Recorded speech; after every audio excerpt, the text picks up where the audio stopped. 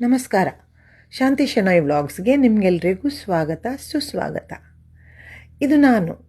ಏನಪ್ಪ ಈ 50ರ ವಯಸ್ಸಿನಲ್ಲೂ ಇವಳು ಇಷ್ಟು ತೆಳ್ಳಗಿದ್ದಾಳೆ, ಸಣ್ಣ ಹುಡುಗಿ ಥರ ಕಾಣ್ತಾ ಇದ್ದಾಳೆ ಅಂತ ಅಂದ್ಕೊಳ್ತಾ ಇದ್ದೀರಾ?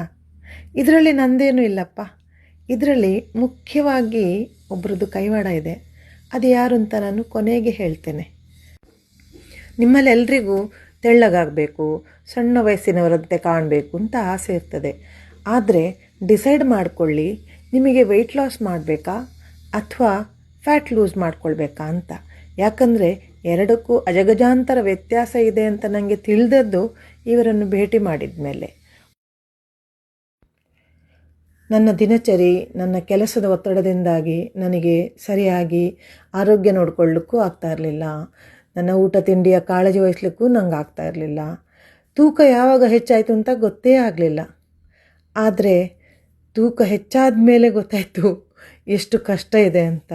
ಎಲ್ಲದರಲ್ಲೂ ಕಷ್ಟ. ಆರೋಗ್ಯ ಸಮಸ್ಯೆ ಬರಲಿಕ್ಕೆ ಸ್ಟಾರ್ಟ್ ಆಯಿತು, ಏನೇನೋ ಆಗಲಿಕ್ಕೆ ಸ್ಟಾರ್ಟ್ ಆಯಿತು. ನೋಡಿ, ಇಷ್ಟು ದಪ್ಪ ಇದ್ದೆ.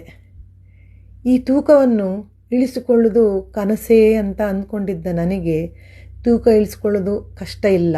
ನಾವು ತಿನ್ನುವ ಆಹಾರ ಪದ್ಧತಿ, ನಮ್ಮ ಊಟ, ನಮ್ಮ ತಿಂಡಿ, ನಮ್ಮ ನಿದ್ರೆ, ಇವೆಲ್ಲದರಿಂದಲೂ ನಾವು ಬದಲಾವಣೆ ಮಾಡಿಕೊಳ್ಳಿಕ್ಕೆ ಆಗ್ತದೆ ಅಂತ ಗೊತ್ತಾದದ್ದೇ ನನಗೆ ಇವರನ್ನು ಭೇಟಿ ಮಾಡಿದ ಮೇಲೆ.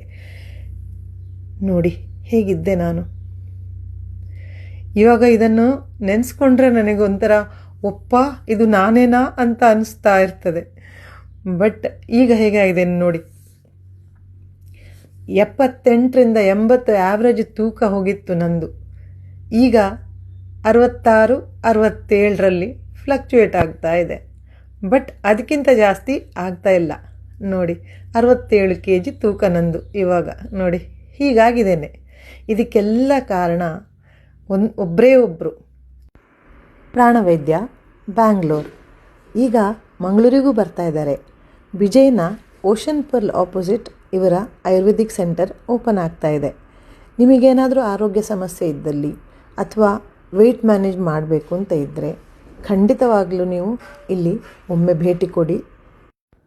ನಿಧಾನವಾಗಿ ಆದರೂ ಸರಿ, ಶಾಶ್ವತ ಪರಿಹಾರ ಖಂಡಿತ ಸಿಕ್ಕೇ ಸಿಗ್ತದೆ. ನನ್ನ ಈ ಮಾಹಿತಿ ನಿಮಗೆ ಇಷ್ಟ ಆಗಿದ್ದಲ್ಲಿ ನನ್ನ ವಿಡಿಯೋನ ಲೈಕ್ ಮಾಡಿ, ನನ್ನ ಚಾನಲ್ನ ಸಬ್ಸ್ಕ್ರೈಬ್ ಮಾಡಿ, ಎಲ್ರಿಗೂ ಶೇರ್ ಮಾಡಿ. Thanks for watching. Take care. Bye-bye.